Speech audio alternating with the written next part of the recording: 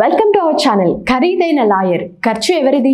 సిద్ధార్థ లుద్రా. ఈ పేరు legal ఎక్స్పర్ట్లలో, legal ఫీల్డ్లో మారుమోగేదే.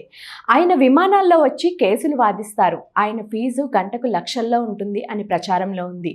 ఇంతకీ ఈ లుద్రా అన్న ఆయన ఏపీ ప్రజలకు బాగా పరిచయస్తులే, అందరికీ బాగా గుర్తుండే ఉంటుంది. గత ఏడాది చంద్రబాబు అరెస్ట్ అయి జైలులో ఉంటే ఆయన తరపున హైకోర్టు నుంచి సుప్రీంకోర్టు దాకా వాదించిన వారుగా లుద్రా అందరి మదిలో ఉంటారు.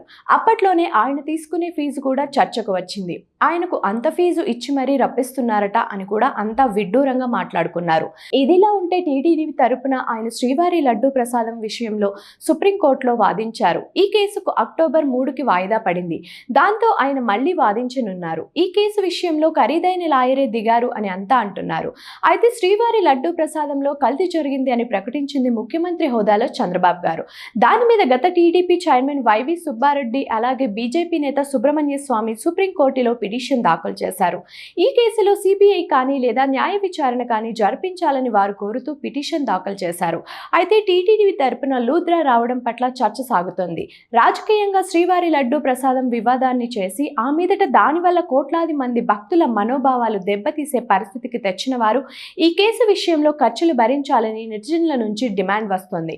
శ్రీవారికి ప్రేమతో, అభిమానంతో భక్తుల హుండీలలో వేసిన కానుకల నుంచి ఖరీదైన లాయర్కి ఫీజు ఇవ్వాల్సిన అవసరం ఉందా అని అంటున్నారు.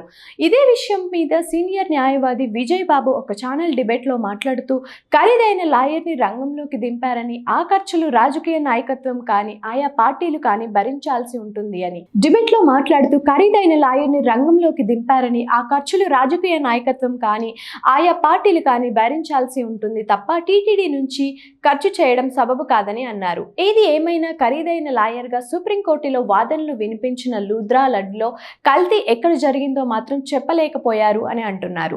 మొత్తం మీద శ్రీవారి లడ్డూలు భక్తుల సెంటిమెంట్.